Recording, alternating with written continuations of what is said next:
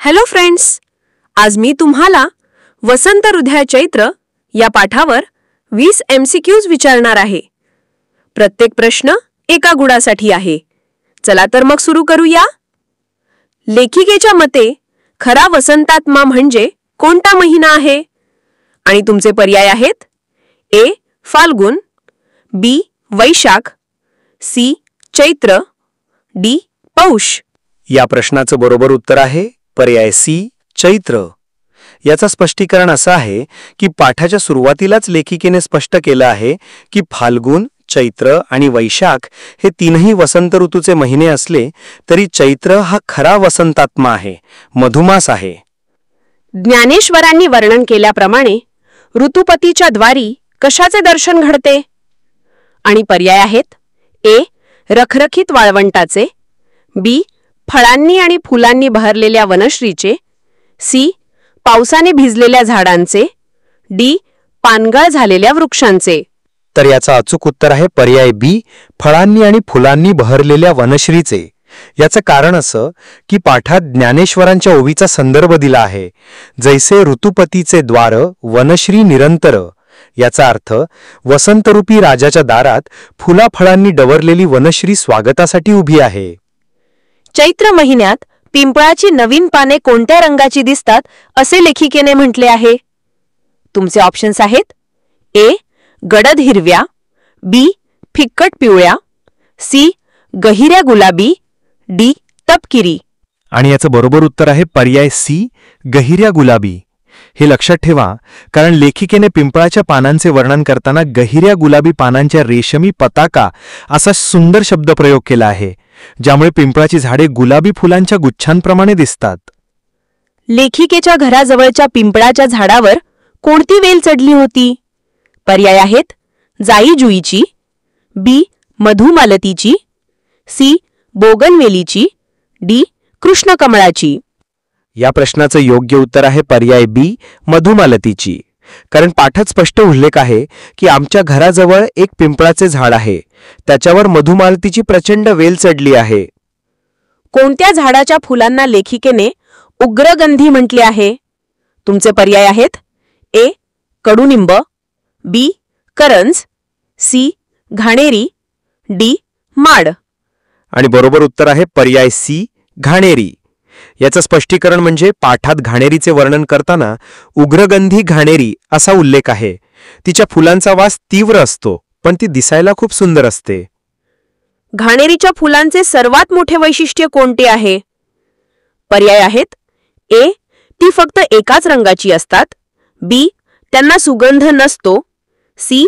ती दुरंगी गुच्छांमध्ये फुलतात, डी. ती फक्त रात्रीच उमलतात. तर याचं अचूक उत्तर आहे पर्याय सी. ती दुरंगी गुच्छांमध्ये फुलतात. कारण लेखिकेने घाणेरीच्या फुलांच्या अनेक दुरंगी जोड्यांचे वर्णन केले आहे, जसे की गुलाबी आणि पिवळा, शेंद्री आणि जांभळा इत्यादी. हेच तिचे सौंदर्य आहे. गुजरातमध्ये घाणेरीला कोणत्या सुंदर नामाने ओळखले जाते? ऑप्शन्स आहेत ए. गुलबक्षी, बी. चुनडी, सी. सदाफुली, डी. रंगदेवी. या प्रश्नाचं बरोबर उत्तर आहे पर्याय बी. चुनडी. आपण ज्या झाडाला घाणेरी म्हणतो त्याला गुजरातमध्ये चुनडी असे सुंदर नाव दिलंय. चुनडी म्हणजे रंगीबेरंगी ओढणी, आणि घाणेरीचे फूलही तसेच रंगीबेरंगी असते. फाल्गुन महिना लागल्यावर माडाच्या झाडावर काय दिसू लागते? पर्याय आहेत ए. नवीन नारळ, बी. हिरवीगार पालवी, सी. फिक्क्या रंगाचे जावळ, डी. लाल रंगाची फुले. याचं योग्य उत्तर आहे पर्याय सी. फिक्क्या रंगाचे जावळ. कारण माडाची झाडे नेहमी हिरवी असली तरी फाल्गुन महिन्यात त्यांच्या माथ्यावर अधिक फिक्क्या रंगाचे जावळ भुरभुरल्यासारखे वाटते, असा उल्लेख पाठात आहे. हे नवीन फुलोऱ्याचे चिन्ह असते. नारळाच्या फुलांचे वर्णन करताना लेखिकेने कोणता गुण सांगितलेला नाही? पर्याय आहेत ए. टणकपणा, बी. निर्गंध म्हणजे वास नसलेली, सी. सुगंधित, डी. 3 पाकळ्यांची. तर याचं अचूक उत्तर आहे पर्याय सी. सुगंधित.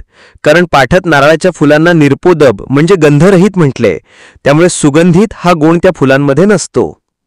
रात्रीच्या वेळी कोणत्या झाडाच्या फुलांचा सुगंध अतिशय मनोरम वाटतो? पर्याय आहेत ए.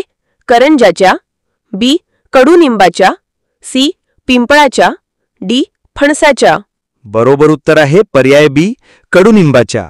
कारण पाठात उल्लेख आहे की शेजारच्या कडुनिंबाच्या झाडां निळसर फुलांच्या तुऱ्यांनी भरून गेले आहे. त्यांचा सुगंध रात्रीच्या वेळी अतिशय मनोरम वाटतो. लेखिकेने टोपडे घातलेल्या बालघनश्याम अशी उपमा कोणत्या फुलाला दिली आहे? पर्याय आहेत ए नारळाच्या फुलाला, बी घाणेरीच्या फुलाला, सी करंजाच्या फुलाला, डी आंब्याच्या मोहराला. याचं योग्य उत्तर आहे पर्याय सी करंजाच्या फुलाला. कारण करंजाच्या फुलाच्या रचनेचे वर्णन करताना लेखिका म्हणते की आत एक निळी जांभळी कळी आणि तिच्या डोकीवर पांढरी टोपी पाहून जणू काही टोपडे घातलेला बाळकृष्णच अवतरला आहे असे वाटते. वसंत ऋतूशी पौष महिन्यापासूनच सहकार करणारे झाड कोणते? तुमचे पर्याय आहेत ए फणस, बी पिंपळ, सी आंबा, डी कडुनिंब. तर याचं अचूक उत्तर आहे पर्याय सी आंबा. याचं कारण असं की आंब्याच्या झाडाला पौष महिन्याच्या अखेरीसच मोहर येऊ लागतो. म्हणून लेखिकेने म्हटलंय की वसंताशी पौषा अखेरीसपासूनच मोहरून सहकार करणारे हे आंब्याचे झाड आहे. आंब्याच्या झाडावरून कोणत्या पक्षाचे कूजन म्हणजे गाणे ऐकू येते असे पाठात म्हटले आहे? पर्याय आहेत ए पोपट, बी कावळा, सी चिमणी, डी कोकिळा. बरोबर उत्तर आहे पर्याय डी कोकिळा. कारण पाठात स्पष्ट उल्लेख आहे की गावाबाहेरच्या झाडांतील कोकिळांचे कूजन ही याच झाडांवर चालत असते. आंब्याच्या झाडावर चैत्रात कैऱ्यांबरोबर आणखी काय लागलेले असते? पर्याय आहेत ए फुलांचा मोहर, बी पालवीचे घोस, सी सुकलेली पाने, डी लहान फळे. या प्रश्नाचं योग्य उत्तर आहे पर्याय बी पालवीचे घोस. पाठात सांगितलं आहे की चैत्र महिन्यात आंब्याच्या झाडाला पालवीचे घोसच्या घोस लागतात आणि कैऱ्यांबरोबर तेही झोके घेतात. फणसाला सुरुवातीला फुले न येता काय येतात? पर्याय आहेत ए हिरवे कोके, बी लाल तुरे, सी पांढरे कोंब, डी जांभळ्या कळ्या. याचं अचूक उत्तर आहे पर्याय ए हिरवे कोके. कारण लेखिकेने फणसाच्या फळाची निर्मिती प्रक्रिया सांगताना म्हटले आहे की पौष माघात त्याला हिरवे कोके येतात, फुगीर मिरचीसारखे. याच कोक्यांचे पुढे फणसात रूपांतर होते. फणसाची फळे झाडावर कोठे लागतात? ऑप्शन्स आहेत ए फक्त फांद्यांच्या टोकावर, बी फक्त झाडाच्या शेंड्यावर, सी पायापासून डोकीपर्यंत म्हणजेच बुंध्यापासून शेंड्यापर्यंत, आणि डी फक्त जमिनीलगत. बरोबर उत्तर आहे पर्याय सी पायापासून डोकीपर्यंत म्हणजेच बुंध्यापासून शेंड्यापर्यंत. याचं स्पष्टीकरण असं की पाठात फणसाचे वर्णन करताना त्याची फळे पायापासून डोकीपर्यंत लादले गेलेली नजरेत भरतायत असे म्हटले आहे. म्हणजे फणस झाडाच्या बुंध्यालाही लागतात. चैत्र महिन्याच्या सौंदर्याला पूर्णत्व कशामुळे येते? पर्याय आहेत ए पक्ष्यांच्या घरट्यांमुळे, बी वाहणाऱ्या वाऱ्यामुळे, सी तळपणाऱ्या उन्हामुळे, डी रात्रीच्या चांदण्यांमुळे. याचं योग्य उत्तर आहे पर्याय ए पक्ष्यांच्या घरट्यांमुळे. कारण पाठाच्या शेवटी लेखिका म्हणते की चैत्र मासाची शोभा झाडावरच्या काही बांधल्या जाणाऱ्या आणि काही बांधल्या गेलेल्या पक्ष्यांच्या घरट्यांनी पूर्णत्वाला येते. लेखिकेने पक्ष्यांच्या घरट्यानं कोणती उपमा दिली आहे? पर्याय आहेत ए निसर्गाची सुंदर फुले, बी वसंताच्या चित्रलिपीतली सुंदर विरामचिन्हे, सी आकाशातील लहान तारे, डी झाडांवरचे दागिने. याचं उत्तर आहे पर्याय बी वसंताच्या चित्रलिपीतली सुंदर विरामचिन्हे. ही एक अतिशय सुंदर कल्पना आहे. लेखिका म्हणते की ही काळीकबरी घरटी म्हणजे वसंताच्या चित्रलिपीतली सुंदर विरामचिन्हे वाटतात मला. मधुमास या शब्दाचा पाठातील अर्थ काय आहे? पर्याय आहेत ए कडू महिना, बी फुलाफळांतील मधुरस असलेला महिना, सी पावसाचा महिना, डी थंडीचा महिना. याचं अचूक उत्तर आहे पर्याय बी फुलाफळांतील मधुरस असलेला महिना. मधु म्हणजे मध किंवा गोड रस. चैत्र महिन्यात फुले आणि फळे रसाने भरलेली असतात, म्हणूनच या महिन्याला मधुमास म्हटले आहे. वसंत हृदय चैत्र या पाठाचा मुख्य विषय काय आहे?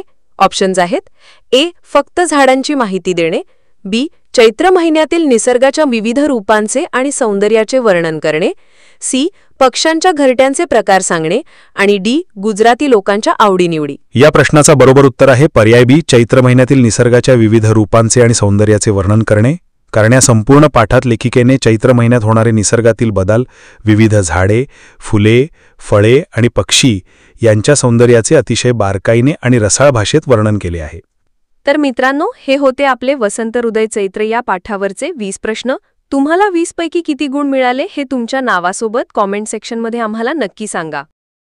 व्हिडिओ आवडला असेल तर लाईक या बटनावर क्लिक करा, चॅनलला सबस्क्राईब करा आणि तुमच्या मित्रमैत्रिणीला हा व्हिडिओ शेअर करा.